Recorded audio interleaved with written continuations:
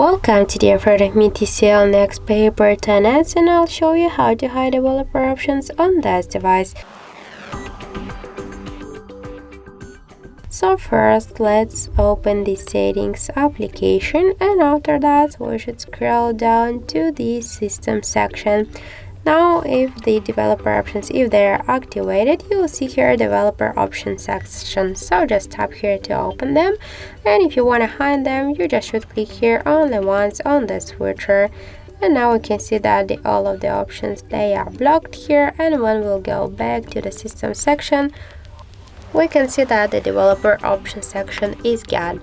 So that's it. Thank you for watching, and if you find this video helpful, don't forget to leave a like, comment and to subscribe our channel.